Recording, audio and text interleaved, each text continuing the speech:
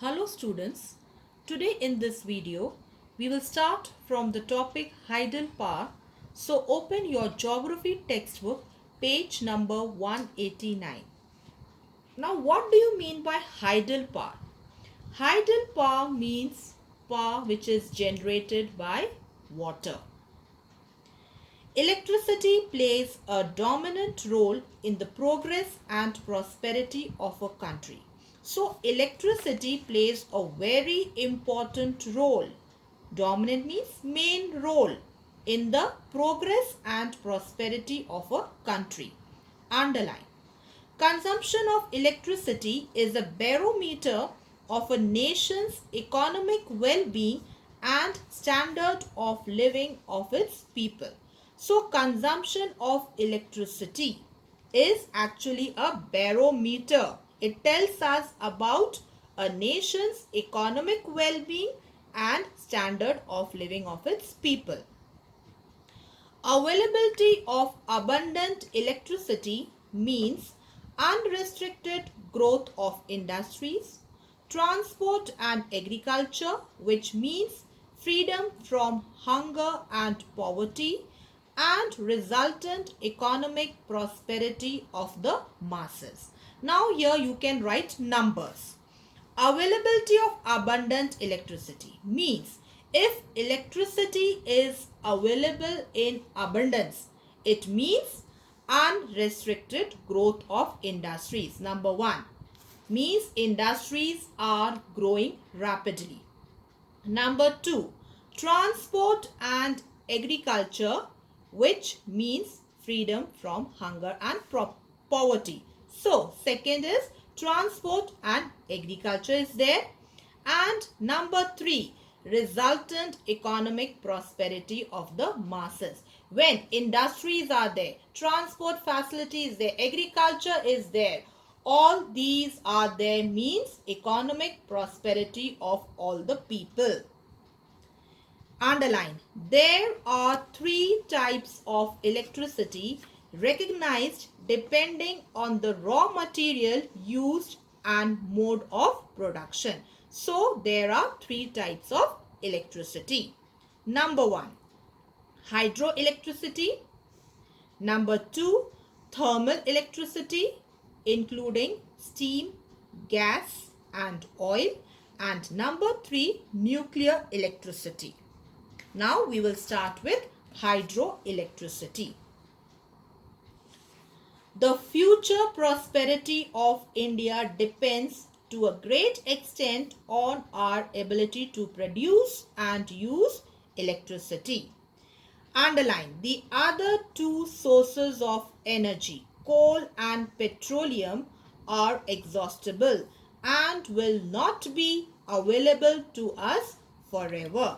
So, the other two sources of energy, coal and petroleum. We have already done this in detail. These two sources of energy in detail. These two are exhaustible and will never be available to us forever. So we have to depend on electricity. Therefore, we should reduce our dependence on coal and petroleum and develop hydroelectricity as far as possible. So, we should reduce our dependence on these two sources of energy. Hydroelectricity, now underline, these are the features now, is renewable, cheap, clean and environmentally benign source of energy and will be available to us in the future. Benign means not harmful. So hydroelectricity is number one, renewable, number two, cheap, number three, clean, number four, environmentally benign source of energy, not harmful source of energy, and last point, will be available to us in the future.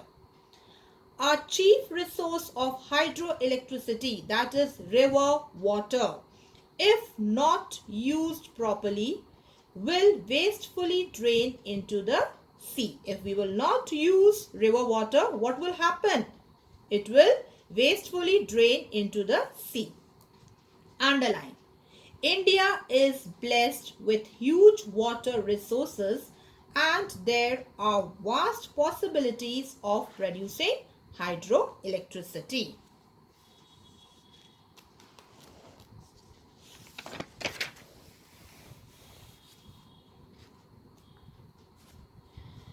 However, India has developed only a small percentage of the total potential available.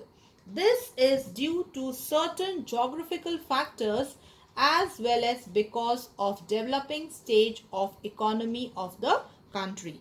Though India is blessed with huge water resources, but what is the problem? We are not using that water.